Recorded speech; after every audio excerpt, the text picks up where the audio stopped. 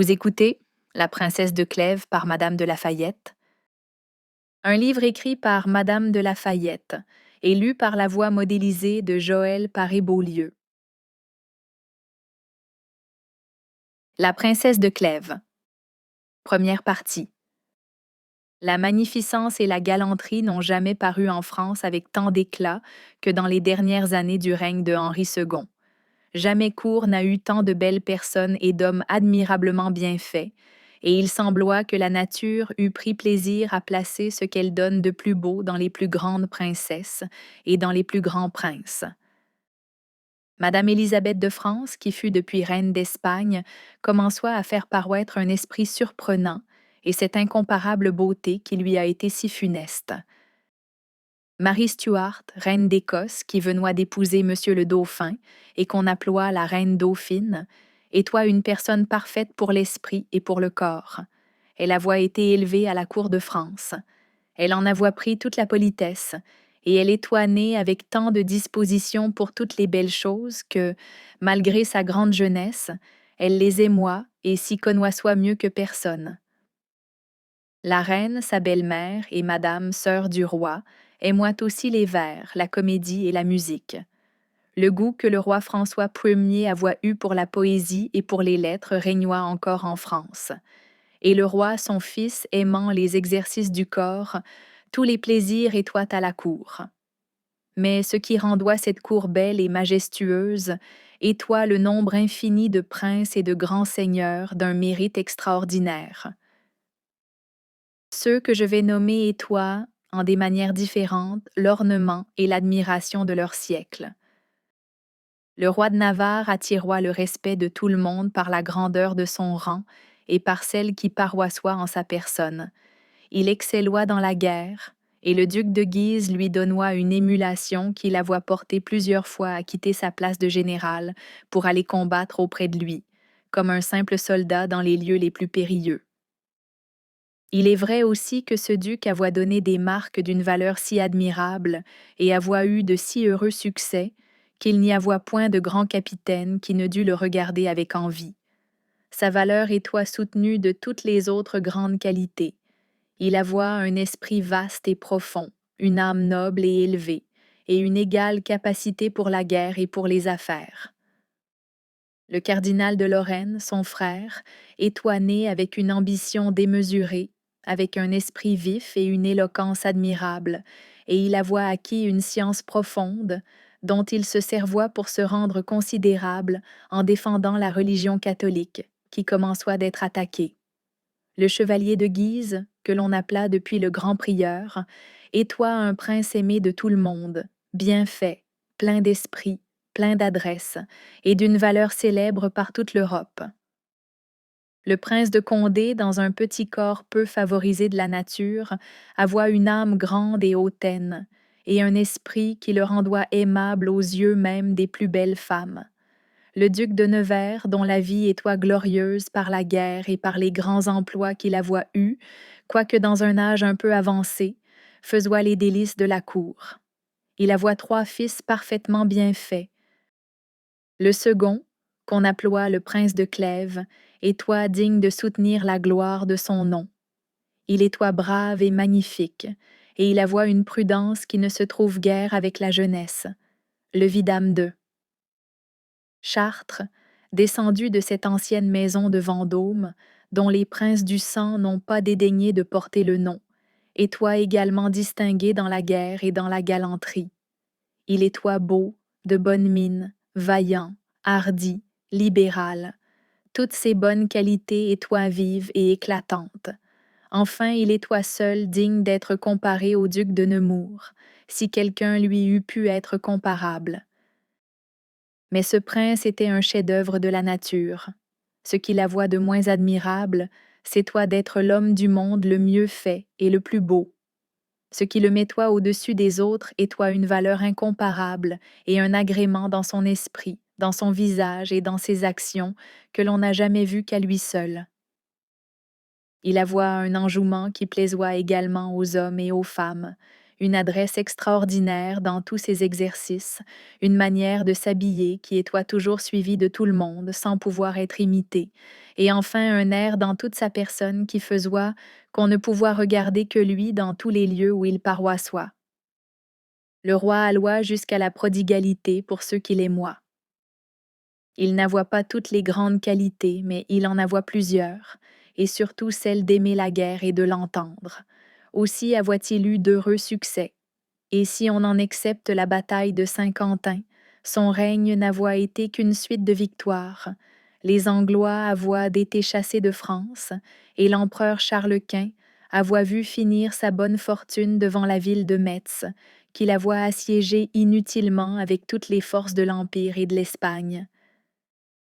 Néanmoins, comme le malheur de Saint-Quentin avoit diminué l'espérance de nos conquêtes, et que depuis la fortune avoit semblé se partager entre les deux rois, ils se trouvèrent insensiblement disposés à la paix. Cercamp, dans le pays d'Artois, fut choisi pour le lieu où l'on devait s'assembler.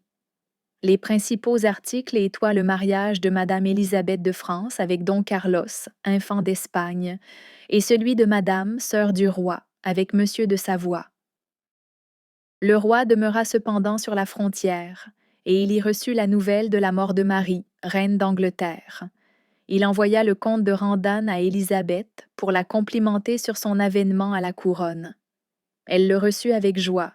Ses droits étoient si mal établis qu'il lui étoit avantageux de se voir reconnu par le roi. Ce comte la trouva instruite des intérêts de la cour de France et du mérite de ceux qui la composoient, mais surtout il la trouva si remplie de la réputation du duc de Nemours. Elle lui parla tant de fois de ce prince et avec tant d'empressement que, quand M. de Randan fut revenu et qu'il rendit compte au roi de son voyage, il lui dit qu'il n'y avoit rien que M. de Nemours ne pût prétendre auprès de cette princesse, et qu'il ne doutoit point qu'elle ne fût capable de l'épouser. Le roi en parla à ce prince dès le soir même.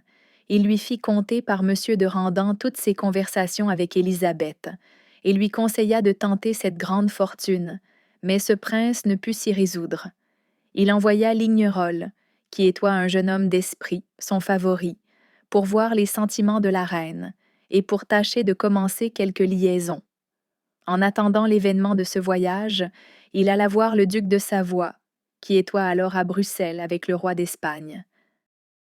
La mort de Marie d'Angleterre apporta de grands obstacles à la paix. L'Assemblée se rompit à la fin de novembre, et le roi revint à Paris. Il parut alors une beauté à la cour, qui attira les yeux de tout le monde, et l'on doit croire que c'étoit une beauté parfaite, puisqu'elle donna de l'admiration dans un lieu où l'on étoit si accoutumé à voir de belles personnes. Elle étoit de la même maison que le vidame de Chartres, et une des plus grandes héritières de France. Son père étoit mort jeune, et la voit laissée sous la conduite de Madame de Chartres, sa femme, dont le bien, la vertu et le mérite étoient extraordinaires. Après avoir perdu son mari, elle la voit passer plusieurs années sans revenir à la cour. Pendant cette absence, elle la voit donner ses soins à l'éducation de sa fille, mais elle ne travailla pas seulement à cultiver son esprit et sa beauté, elle songea aussi à lui donner de la vertu et à la lui rendre aimable. La plupart des mères s'imaginent qu'il suffit de ne parler jamais de galanterie devant les jeunes personnes pour les en éloigner. Madame de Chartres avoit une opinion opposée. Elle faisoit souvent à sa fille des peintures de l'amour, elle lui montroit ce qu'il a d'agréable, pour la persuader plus aisément sur ce qu'elle lui en apprenoit de dangereux. Elle lui contoit le peu de sincérité des hommes, leur tromperie et leur infidélité, les malheurs domestiques où plongent les engagements. Et elle lui faisoit voir d'un autre côté quelle tranquillité suivoit la vie d'une honnête femme, et combien la vertu donnoit d'éclat et d'élévation à une personne qui avoit de la beauté et de la naissance. Mais elle lui faisoit voir aussi combien il étoit difficile de conserver cette vertu que par une extrême défiance de soi-même, et par un grand soin de s'attacher à ce qui seul peut faire le bonheur d'une femme, qui est d'aimer son mari et d'en être aimée. Cette héritière étoit alors un des grands partis qu'il y eut en France, et quoiqu'elle fût dans une extrême jeunesse, l'on avoit déjà proposé plusieurs mariages. Madame de Chartres, qui est toi extrêmement glorieuse, ne trouva presque rien digne de sa fille. La voyant dans sa 16e année, elle voulut la mener à la cour. Lorsqu'elle arriva, le vidame alla au-devant d'elle. Il fut surpris de la grande beauté de mademoiselle de Chartres, et il en fut surpris avec raison. La blancheur de son teint et ses cheveux blonds lui donnoient un éclat que l'on n'a jamais vu qu'à elle. Tous ses traits étoient réguliers, et son visage et sa personne étoient pleins de grâce et de charme. Le lendemain qu'elle fut arrivée, elle alla pour assortir des pierreries chez un Italien qui en trafiquoit par tout le monde. Cet homme étoit venu de Florence avec la reine, et s'étoit tellement enrichi dans son trafic que sa maison paraissoit plutôt celle d'un grand seigneur que d'un marchand. Comme elle y étoit, le prince de Clèves y arriva. Il fut tellement surpris de sa beauté qu'il ne put cacher sa surprise, et mademoiselle de Chartres ne put s'empêcher de rougir en voyant l'étonnement qu'elle lui avoit donné. Elle se remit néanmoins, sans témoigner d'autre attention aux actions de ce prince que celle que la civilité lui devoit donner pour un homme tel qu'il paroissoit. Monsieur de Clèves la regardoit avec admiration, et il ne pouvoit comprendre qui étoit cette belle personne qu'il ne connoissoit point. Il voyoit bien par son air et par tout ce qui étoit à sa suite qu'elle devoit être d'une grande qualité. Sa jeunesse lui faisoit croire que c'étoit une fille, mais ne lui voyant point de mère, et l'Italien, qui ne la connoissoit point, l'appelant madame, il ne savoit que penser, et il la regardoit toujours avec étonnement. Il s'aperçut que ses regards l'embarrassoient contre l'ordinaire des jeunes personnes, qui voient toujours avec plaisir l'effet de leur beauté. Il lui parut même qu'il étoit cause qu'elle avoit de l'impatience de s'en aller, et en effet, elle sortit assez promptement. Monsieur de Clèves se consola de la perdre de vue, dans l'espérance de savoir qui elle étoit. Mais il fut bien surpris quand il sut qu'on ne la connoissoit point. Il demeura si touché de sa beauté et de l'air modeste qu'il avoit remarqué dans ses actions, qu'on peut dire qu'il conçut pour elle, dès ce moment, une passion et une estime extraordinaires.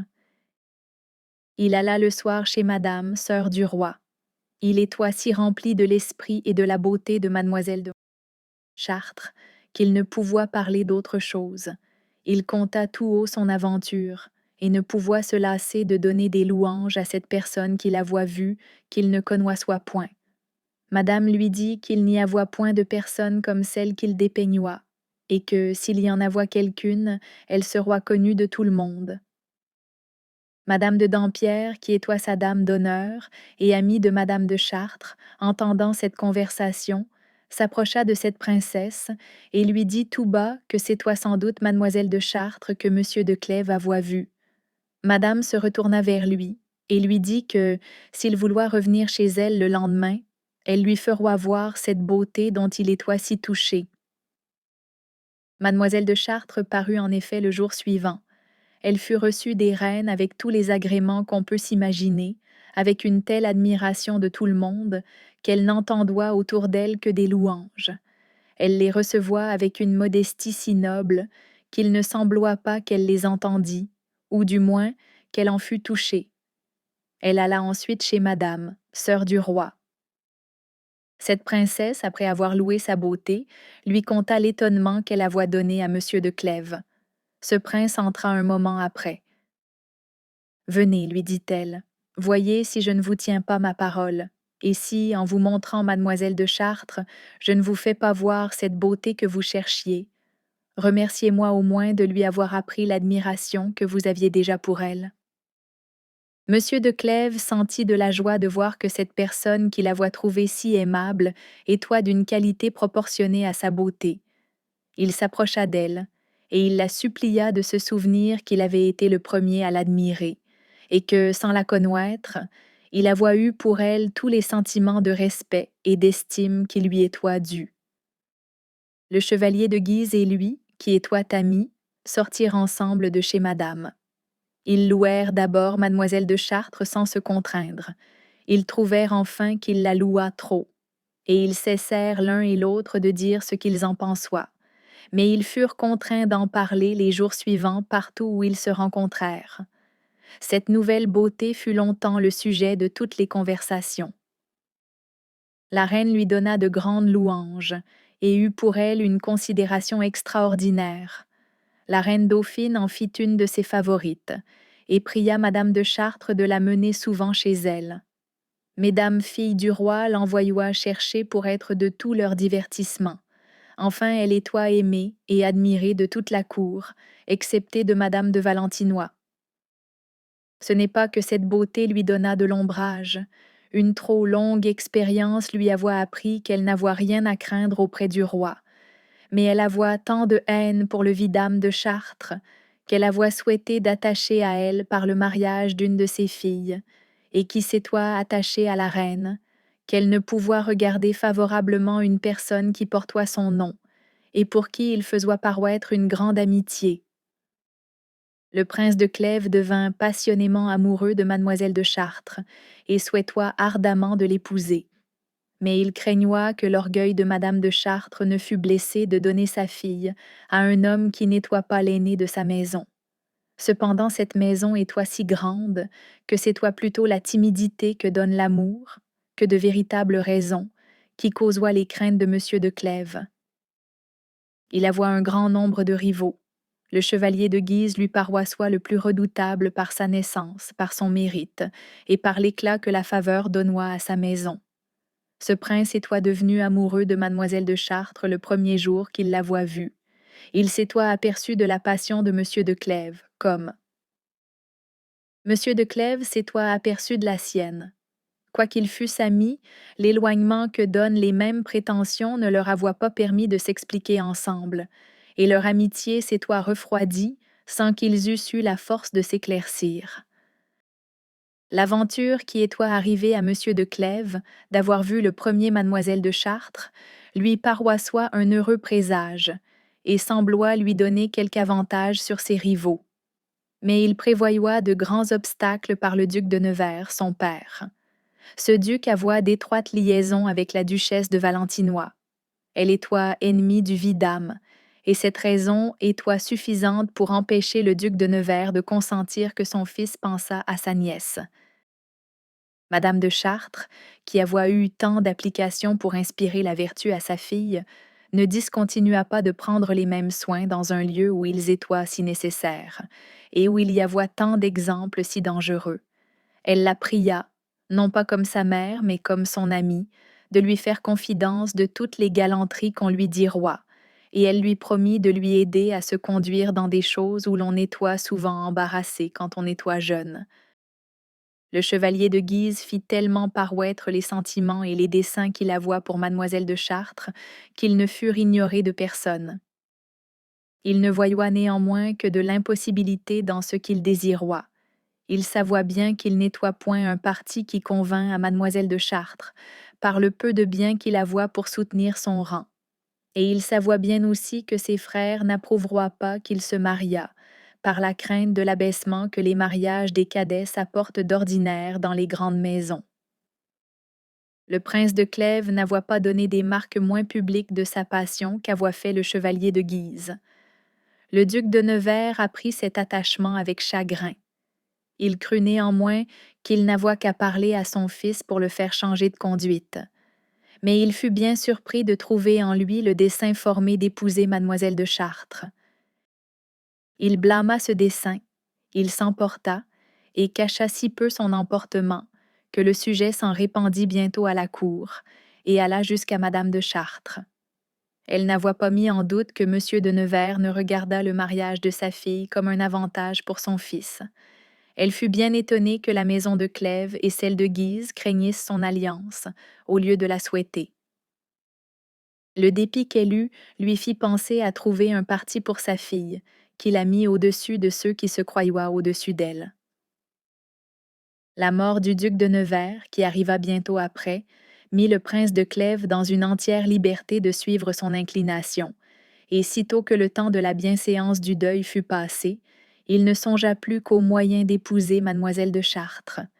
Il se trouva heureux d'en faire la proposition, dans un temps où ce qui s'étoit passé avoit éloigné les autres partis, et où il étoit quasi assuré qu'on ne la lui refuseroit pas. Ce qui troubloit sa joie étoit la crainte de ne lui être pas agréable, et il eût préféré le bonheur de lui plaire à la certitude de l'épouser sans en être aimé. Le chevalier de Guise lui avoua donné quelque sorte de jalousie, mais comme elle était plutôt fondée sur le mérite de ce prince que sur aucune des actions de mademoiselle de Chartres, il songea seulement à tâcher de découvrir s'il était assez heureux pour qu'elle approuvât la pensée qu'il avoua pour elle. Il ne la voyoit que chez les reines ou aux assemblées. Il était difficile d'avoir une conversation particulière. Il en trouva pourtant les moyens, et il lui parla de son dessein et de sa passion avec tout le respect imaginable. Il la pressa de lui faire connaître quels étaient les sentiments qu'elle avoua pour lui, et il lui dit que ceux qu'il avoua pour elle étaient d'une nature qui le rendroit éternellement malheureux, si elle n'obéissoit que par devoir aux volontés de madame sa mère. Comme mademoiselle de Chartres avoua le cœur très noble et très bien fait, elle fut véritablement touchée de reconnaissance du procédé du prince de Clèves. Cette reconnaissance donna à ses réponses et à ses paroles un certain air de douceur qui suffisoit pour donner de l'espérance à un homme aussi éperdument amoureux que l'était ce prince, de sorte qu'il se flatta d'une partie de ce qu'il souhaitoit. Elle rendit compte à sa mère de cette conversation, et madame de Chartres lui dit qu'il y avoit tant de grandeur et de bonne qualité dans monsieur de Clèves, et qu'il faisoit paraître tant de sagesse pour son âge, que si elle sentoit son inclination portée à l'épouser, elle y consentiroit avec joie. Mademoiselle de Chartres répondit qu'elle lui remarquoit les mêmes bonnes qualités, qu'elle l'épouseroit même avec moins de répugnance qu'un autre, mais qu'elle n'avoit aucune inclination particulière pour sa personne. Dès le lendemain, ce prince fit parler à madame de Chartres. Elle reçut la proposition qu'on lui faisoit, et elle ne craignit point de donner à sa fille un mari qu'elle ne pût aimer en lui donnant le prince de Clèves. Les articles furent conclus, on parla au roi, et ce mariage fut su de tout le monde. Monsieur de Clèves se trouva heureux, sans être néanmoins entièrement content. Il voyoit avec beaucoup de peine que les sentiments de mademoiselle de Chartres ne passoient pas ceux de l'estime et de la reconnaissance, et il ne pouvoit se flatter qu'elle en cachât de plus obligeants, puisque l'état où ils étoient lui permettoit de les faire paroître sans choquer son extrême modestie. Il ne se passoit guère de jour qu'il ne lui en fît ses plaintes. Est-il possible, lui disoit-il, que je puisse n'être pas heureux en vous épousant? Cependant, il est vrai que je ne le suis pas. Vous n'avez pour moi qu'une sorte de bonté qui ne me peut satisfaire. Vous n'avez ni impatience, ni inquiétude, ni chagrin. Vous n'êtes pas plus touché de ma passion que vous le seriez d'un attachement qui ne sera fondé que sur les avantages de votre fortune, et non pas sur les charmes de votre personne. Il y a de l'injustice à vous plaindre, lui répondit-elle. Je ne sais ce que vous pouvez souhaiter au-delà de ce que je fais, et il me semble que la bienséance ne permet pas que j'en fasse davantage. Il est vrai, lui répliqua-t-il, que vous me donnez de certaines apparences dont je serais content s'il y avoit quelque chose au-delà. Mais, au lieu que la bienséance vous retienne, c'est elle seule qui vous fait faire ce que vous faites. Je ne touche ni votre inclination ni votre cœur, et ma présence ne vous donne ni plaisir ni trouble. Vous ne sauriez douter, reprit-elle, que je n'ai de la joie de vous voir, et je rougis si souvent en vous voyant, que vous ne sauriez douter aussi que votre vue ne me donne du trouble. Je ne me trompe pas à votre rougeur, répondit-il, c'est un sentiment de modestie, et non pas un mouvement de votre cœur, et je n'en tire que l'avantage que j'en dois tirer. Mademoiselle de Chartres ne savoit que répondre, et ses distinctions étoient au-dessus de ses connaissances. Monsieur de Clèves ne voyoit que trop combien elle était éloignée d'avoir pour lui des sentiments qui le pouvoient satisfaire, puisqu'il lui paroit soi-même qu'elle ne les entendoit pas. Ce mariage s'acheva. La cérémonie s'en fit au Louvre, et le soir le roi et les reines vinrent souper chez madame de Chartres avec toute la cour, où ils furent reçus avec une magnificence admirable. Monsieur de Clèves ne trouva pas que mademoiselle de Chartres eût changé de sentiment en changeant de nom. La qualité de mari lui donna de plus grands privilèges, mais elle ne lui donna pas une autre place dans le cœur de sa femme. Cela fit aussi que, pour être son mari, il ne laissa pas d'être son amant, parce qu'il avoit toujours quelque chose à souhaiter au-delà de sa possession. Et quoiqu'elle vécût parfaitement bien avec lui, il n'était pas entièrement heureux. Il conservoit pour elle une passion violente et inquiète qui troubloit sa joie. La jalousie n'avoit point de part à ce trouble. Jamais mari n'a été si loin d'en prendre, et jamais femme n'a été si loin d'en donner. Elle était néanmoins exposée au milieu de la cour. Elle alloit tous les jours chez les reines et chez madame. Tout ce qu'il y avoit d'hommes jeunes et galants la voyoit chez elle et chez le duc de Nevers, son beau-frère, dont la maison était ouverte à tout le monde. Mais elle avoit un air qui inspiroit un grand respect et qui paraissoit éloigné de la galanterie. La duchesse de Lorraine, en travaillant à la paix, avoit aussi travaillé pour le mariage du duc de Lorraine, son fils. Il avoit été conclu avec madame Claude de France, seconde fille du roi. Les noces en furent résolues pour le mois de février. Cependant, le duc de Nemours était demeuré à Bruxelles, entièrement rempli et occupé de ses desseins pour l'Angleterre. Il en recevoit ou y envoyoit continuellement des courriers. Ses espérances augmentoient tous les jours, et enfin Lignerolles lui manda qu'il était temps que sa présence vînt achever ce qui était si bien commencé. Il reçut cette nouvelle avec toute la joie que peut avoir un jeune homme ambitieux, qui se voit porter... Nous espérons que vous avez apprécié cet aperçu. Pour continuer à écouter ce livre audio sur Google Play Livres, utilisez le lien dans la description de la vidéo.